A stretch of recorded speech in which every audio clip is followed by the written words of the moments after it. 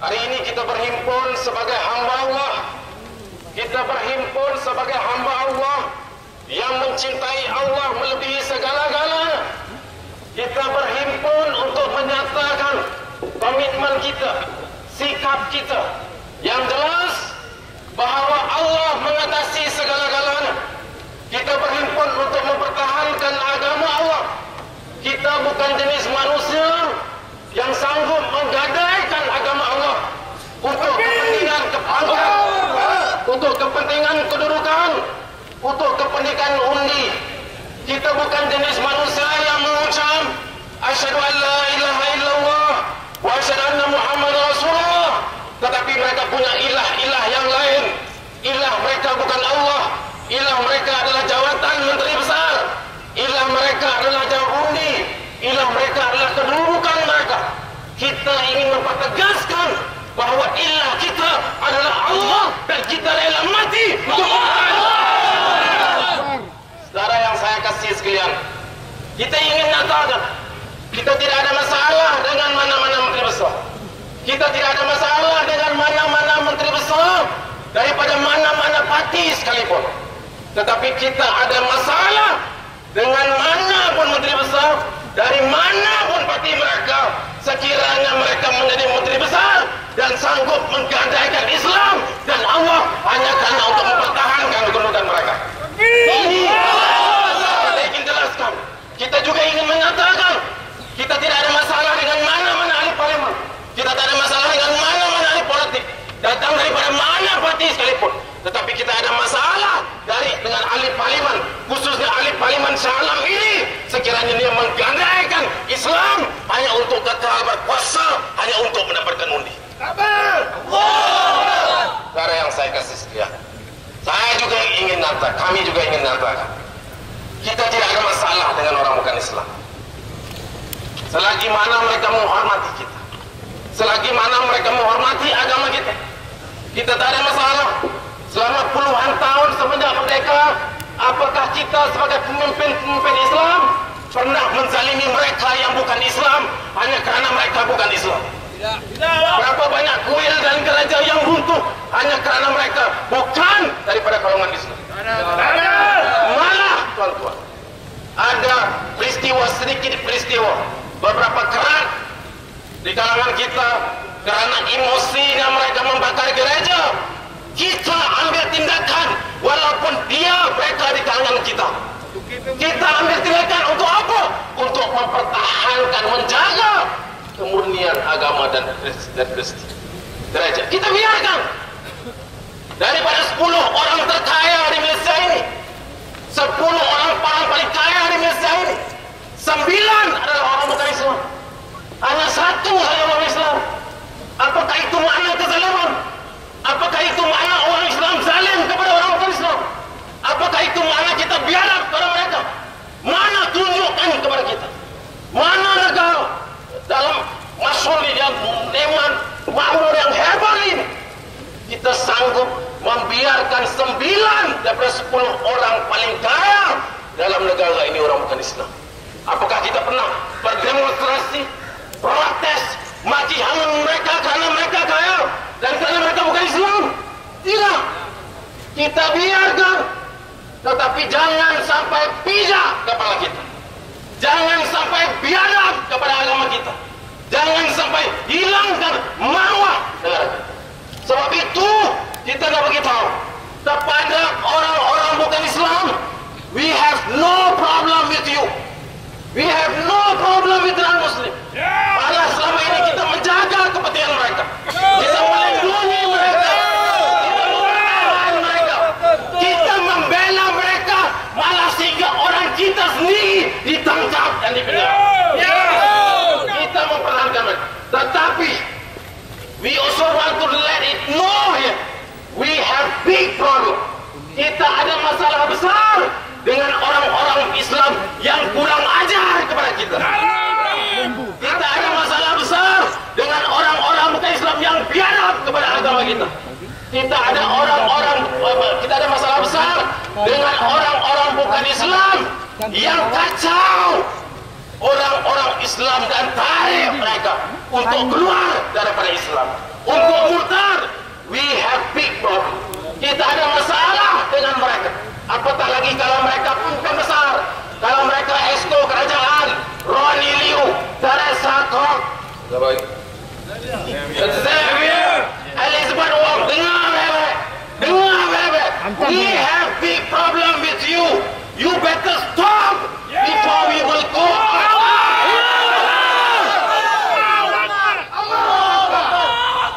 Sekarang saya kasih sekalian. Kita diajar oleh Rasulullah SAW untuk membela dan mempertahankan orang kecil. Selagi mana mereka sanggup, mereka sedia untuk menghormati kepentingan. Tetapi dalam masa yang sama, Rasulullah SAW juga mengajar kita kepada mereka yang kurang ajar, kepada mereka yang biadab, kepada kepimpinannya, kepada Islam, kepada Tuhannya Allah SWT, kepada agamanya Islam, kepada kitabnya Al-Quranul Karim.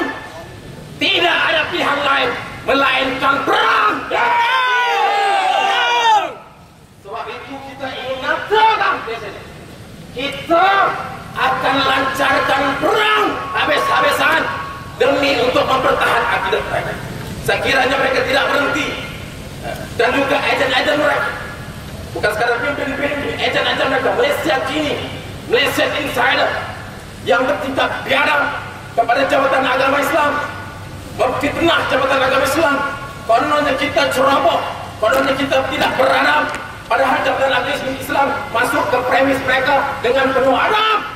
Malaysia kini dan Malaysia insider, we are going to give you a very, very last warning. And our warning is a serious warning. If you don't stop all this rubbish, we will go and burn you down.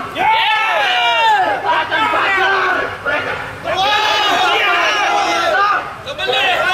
Kerana mereka jelas, mereka adalah pengkhianat bangsa Islam. Suatu saat sekalian, kita ambil semangat Ramadan ini, kita pertahankan akidah umat Islam, pertahankan marwah kita, dan kita sedia, kita bagi message pada perhimpunan ini, kita sedia untuk berperang dengan mereka. Allahu Akbar.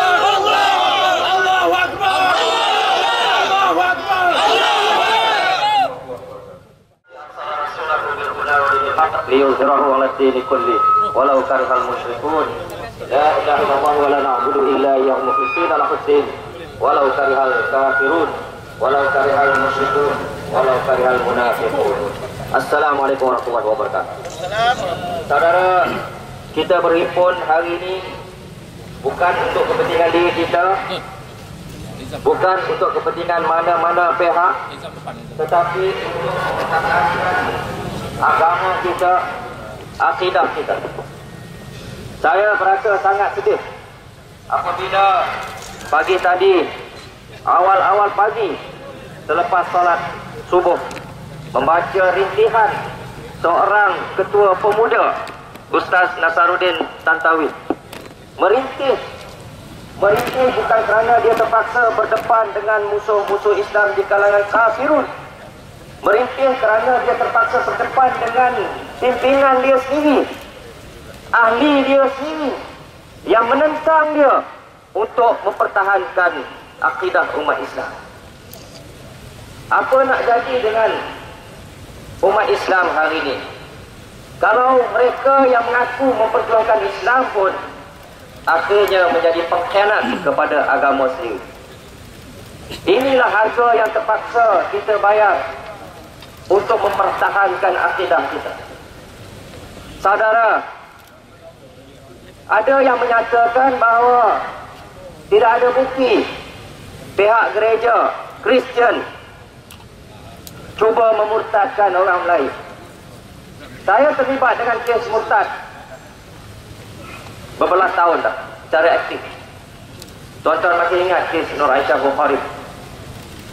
Penglibatan gereja, penglibatan misioneri Kristian dalam memurtadkan orang Melayu dalam negara ini telah berlangsung begitu lama. Kita ambil sejarah moden kita. Pertama pertama pada tahun 1987 mengikut rekod. Padri Melayu pertama dilantik tu di gereja Petaling Jaya. Nama dia Jamaluddin Osman. Dikristiankan. Bermula dengan apa yang berlaku di Methodist Church Damansara Utama. Beri bantuan kepada beliau, menolong beliau, mendidik beliau.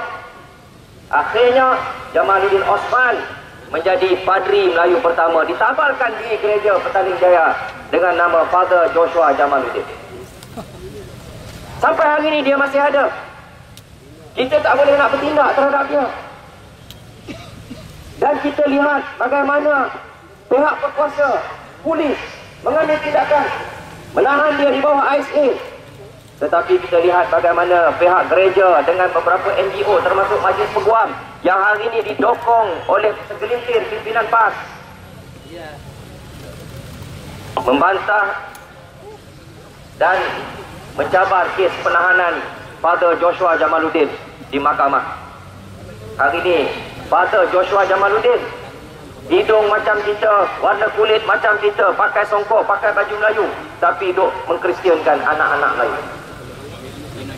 Tahun 1967 Nur Aisyah Bukhari sendiri dikristiankan di gereja Panco Jaya Rasah Negeri Sembilan. Saya terlibat secara langsung dengan kes itu. Keluarganya mendapat maklumat dia berada di gereja itu, pergi cuba nak menyelamatkan dia.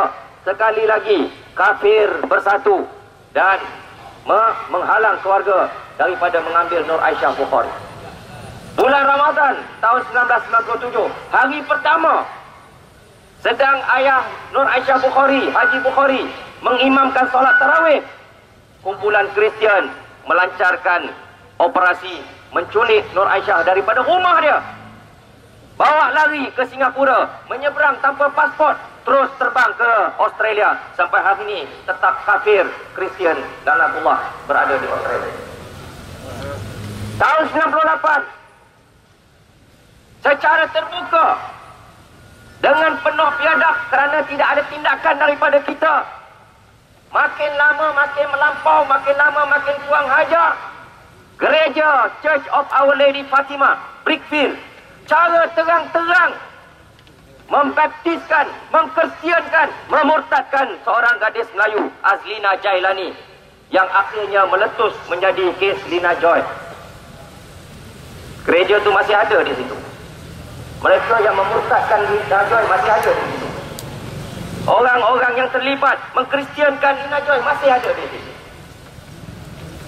Lina Joy masih ada dengan kita di Subang Jaya. Kita tak buat apa-apa. Melihat kedayusan dan kebaculan orang Melayu, mereka makin melampau.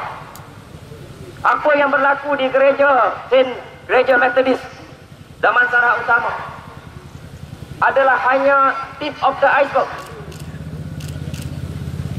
Kita dah ada bukti jelas bahawa memang ada cubaan mendakwah orang Melayu. Aktiviti ini telah berlangsung lama. Hanya kerana ada salah seorang daripada mereka dibuka pintu oleh Allah memberikan maklumat bahawa kegiatan dakwah itu sedang berlaku. Dan kita dah ada bukti-bukti itu. InsyaAllah pihak JAIS akan keluarkan laporan lengkap tentang dakwah yang dibuat. Baru ini beberapa orang di kalangan umat Islam yang sensitif telah pergi ke kawasan seperti KLCC, Central Market, Stesen Putra, Uptown, Danau Kota, dan di KL Central. Mereka jumpa risalah-risalah Kristian berbentuk komik, berbandel-bandel ditinggalkan di tempat-tempat strategik yang orang Melayu akan pergi dan ambil. Saya ambil salah satu komik itu. Tadi saya bawa, ada orang ambil, tak pulangkan balik. Saya nak bagi tahu, bila saya ceramah, saya tunjukkan komik itu, saya tanya kepada budak-budak, anak-anak kecil kita, dia tengok apa ni? Dia kata komik kata. Dalam tu ada 73 perkataan Allah disalahgunakan.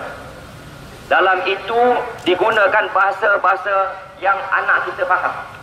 Dalam itu digunakan gambar-gambar kartun yang anak kita akan tertarik. Dan dalam itu akhir sekali petikan dibuat, "Hore, saya sudah menjadi anak Allah." Mereka makin biadab, mereka makin kurang ajar. Kita tak ada masalah dengan kaum Kristian, tetapi yang kita ada masalah dengan mereka yang cuba nak menentang kita. Perlembagaan persekutuan jelas bukan saja meletakkan Islam sebagai agama persekutuan, agama negara ni. Agama negara ni ialah agama Islam. Malahan diletakkan Islam sampai ke peringkat tidak boleh disentuh. Langsung tak boleh disentuh. Hatta sampai ke peringkat kalau negara ini diisytiharkan darurat, yang di-Pertuan Agong punya kuasa mutlak untuk melaksanakan apa juga undang-undang, untuk membubarkan parlimen. Dia boleh berkuasa dengan begitu mutlak. Tapi Perlembagaan Persekutuan pastikan di bawah artikel 150 yang di-Pertuan Agong tidak boleh sentuh agama Islam. Begitu Islam dijaga di dalam perlembagaan. Tetapi puak-puak ni dia tak faham. Dan yang paling malang, hari ini saya terlibat dengan kes Aisyah Bukhari 10 tahun lepas. Kita dapat tengok bagaimana mereka yang dahulunya bersama kita berceramah sampai keluar api, marah, maki hamun kepada kafir, kepada Kristian, isytihar jihad, buat derma jihad. Hari ini sudah menjadi dosa besar kalau bercakap tentang perjuangan Islam dalam PAN. Apa dah jadi dengan umat Islam hari ini? Sehingga ketua pemudanya terpaksa keluar membuat kenyataan bahawa dia berasa dia ditekan, dia dihalang untuk melaksanakan perjuangan Islam. Kita tak mengacau hak orang lain. Kita mempertahankan hak kita. Hak yang bukan saja dijamin oleh Allah, hak yang bukan saja dijamin oleh Rasulullah, hak yang dijamin oleh perlembagaan. Sebab itu, saudara yang dihormati sekalian, isu ini bukan isu politik. Ia tak ada kena-mengena dengan UMNO, ia tak ada kena-mengena dengan PAS, ia ada kena-mengena dengan orang Islam. Ia isu kita, ia isu umat Islam. Saudara yakinlah, kalau saudara tidak berbuat apa-apa hari ini, 5 tahun. Kes Aisyah Bukhari 10 tahun lepas je. Tengok apa jadi hari ini, 10 tahun. Lagi 10 tahun lagi, saudara-saudari akan bayar harga yang mahal. Kita akan bayar dengan harga yang mahal. Anak kita akan bayar dengan harga yang mahal. Cucu kita akan bayar harga yang mahal. Kita khawatir nanti bila kita di alam barzakh, tidak ada siapa nak mendoakan kita, kerana akidah mereka sudah rosak. Sebab itu saudara, di bulan Ramadan ini, bulan yang mana umat Islam sanggup bertempur perang Badar untuk mempertahankan akidah, marilah kita bersatu. Ketepikan sengketa politik, ketepikan sentimen politik, tetapi kita umat satu Tuhan, satu Nabi, satu kitab, satu kiblat. Kenapa kita tidak boleh jadi satu? Takbir! Saya seru rakan-rakan kita semua, sama ada dalam UMNO, sama ada dalam PAS, sama ada yang ada parti, sama ada yang tidak ada parti. Ini adalah isyarat jelas daripada Allah.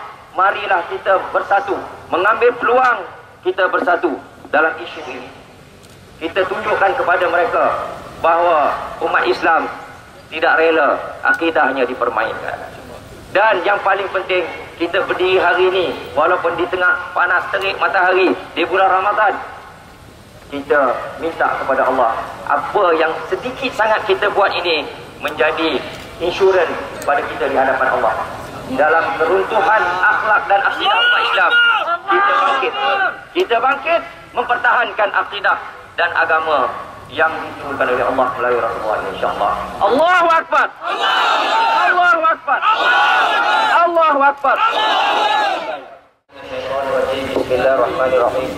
Alhamdulillahirabbil alamin hamdan yuwafi ni'amahu wa yukafi majidah. Ya Rabbana lakal hamdu kama yanbaghi li jalali wajhika 'azimi sultanik. Allahumma ighfir li dhunubi wa li walidayya warham kama rabbayani shaghira. Wa li asatidati wa li jami'il muslimina wal muslimat wal mu'minina wal mu'minat al-ahya'i minhum wal amwat. Allahumma ya Allah, berilah keampunan kepada kami, umatmu yang lemah, lagi tidak berdaya ini tanpa bantuan dan pertolongan-Mu ya Allah. Allahumma ya Allah, kami sedang berhadapan dengan satu cabaran dan musibah yang kalau tidak Kau bantu kepada kami ya Allah, tidak mampu kami untuk bertahankannya ya Allah. Allahumma ya Allah, dalam keadaan kami menghadapi cabaran ini ya Allah, kami harapkan Kau turunkanlah hidayah dan petunjuk-Mu untuk menyatukan hati-hati kami, hati umat yang mempunyai satu Tuhan, hati umat yang mempunyai satu Nabi, hati umat yang mempunyai satu kitab. Satukanlah hati kami. Semoga kami dapat mempertahankan agama-Mu ya Allah. Allahumma ya Allah, bukalah pintu hati kepada mereka yang sedang menghayati agama-Mu dalam keadaan kejahilan, dalam keadaan mereka buta kepada apa yang sedang berlaku di hadapan mereka sendiri. Allahumma ya Allah, janganlah Kau tinggalkan kami dalam keadaan berhajat, melainkan Kau tunaikanlah hajat kami. Janganlah Kau tinggalkan kami dalam berdoa, melainkan Kau kabulkanlah doa kami. Janganlah Kau tinggalkan kami dalam keadaan bermohon, melainkan Kau kabulkanlah permohonan kami. Allahumma ya Allah, peliharalah akidah kami, jagalah iman kami, dan berilah kami petunjuk dan hidayah-Mu ya Allah. Rabbana atina fid dunya hasanah wa fil akhirati hasanah wa qina azabannar. Rabbana taqabbal minna salatana wa du'ana innaka antas samiul alim wa tub alaina ya maulana innaka antat tawwabur rahim. Dawam fi asmanakallahumma wa tahiyyatuhum fi salam wa akhiru da'wahum alhamdulillahi rabbil alamin. Allahu akbar.